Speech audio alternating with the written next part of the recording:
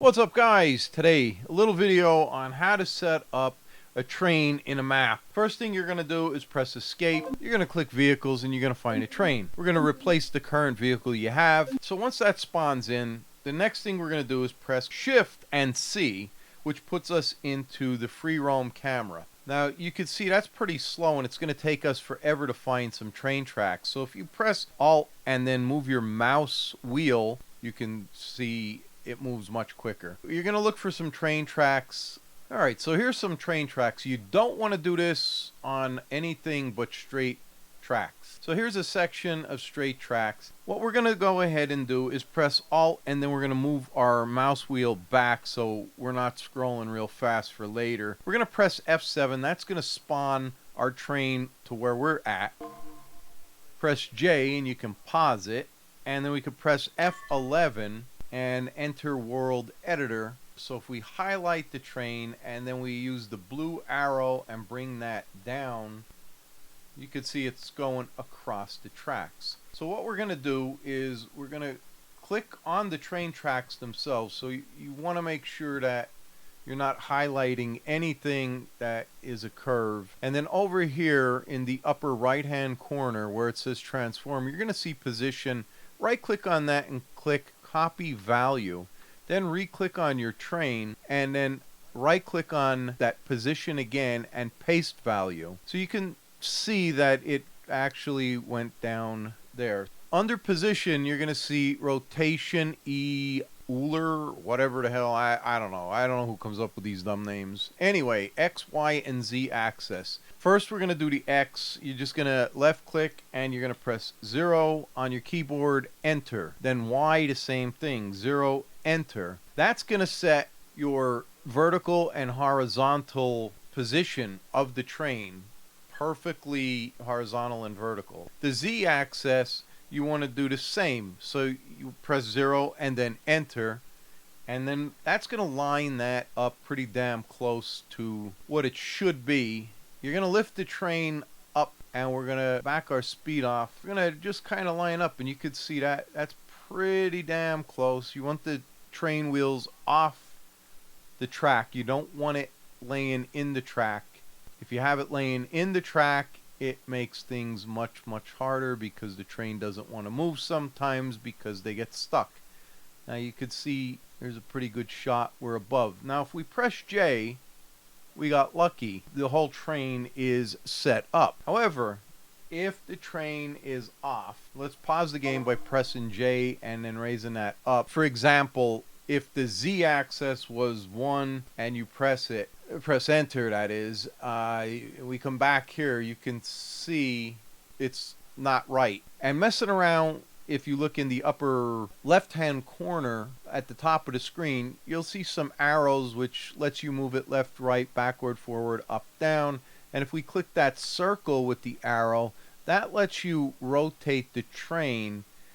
And this can be very trying. But if your train is off, for example, like it's 0.368, and you put in 0, you could see how the train just moved ever so slightly. That's one example. The other example is it could be at 90, which your train is going to be across the tracks. So to fix that, you would have to click on the Z axis and then type in 180, and you could see we're facing the right way or the wrong way depending on which way you want to go. So if you wanted to face the other way, you can press 0, or if you type in 270, that would be 180 and 90 is 270 in the Z axis, and then hit enter. You can see it goes across the track. But on other maps, and even this map, it might differ. So you got 90 degrees, 180 degrees, and 270 degrees, and 0. So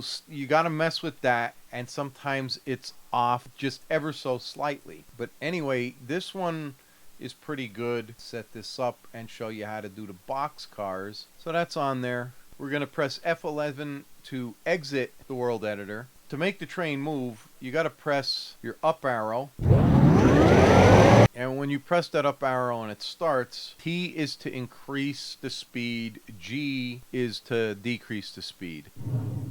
And you can press start as well.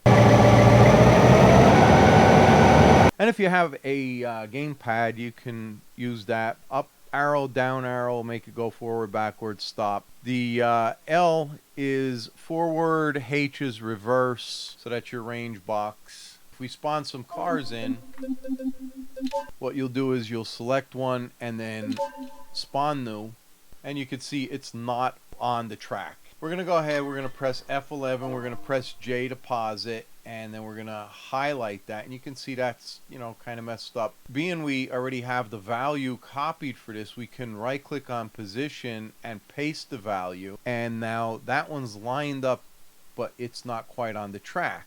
So the back wheels look good, but let's check the front. Alright, that looks pretty good, so let's press J. That looks good. So we're going to press F11, and then we're going to press escape again, and we're going to load another car in. And we're just going to repeat the process here. You could see this one spawned right where that other car was, and actually this car right here to Burlington would have spawned if I didn't move the train forward over the train. Press J, and that's lined up. Now, it's not going to always be as simple as this. And when you have enough cars spawned in and you're happy with it, there's two ways to couple this. You can do it in World Editor, which you're supposed to just push L, but you can see clearly that nothing's happening. So if we push Control and then we drag it closer,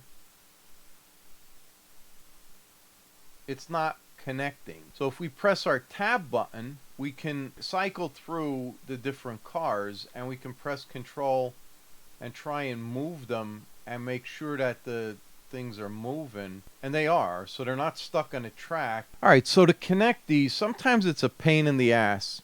So if we cycle to the train itself, and then we click tab again to go to this car, and we press L, you'll see this one will suck in and those two are connected. Press tab, now we're at the last car, and then the train. If we press L, it should connect, and it does. Now some cars aren't this easy, so let me spawn in another one that I know gives trouble. Alright, so in World Editor 2, you can press Control and grab one of these nodes and drag the car forward.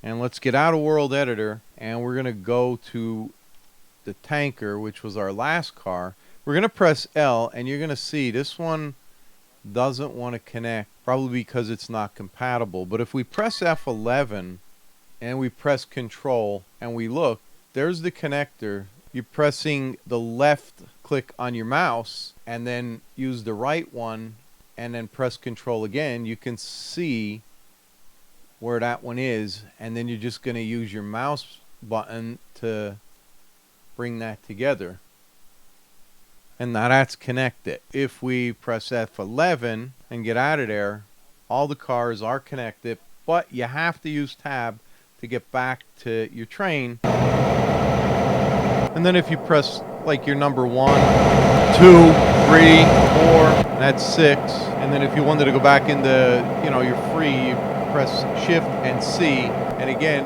you mess with that Alt and your scroll, and that's pretty much how you set everything up the quickest and easiest way you possibly can.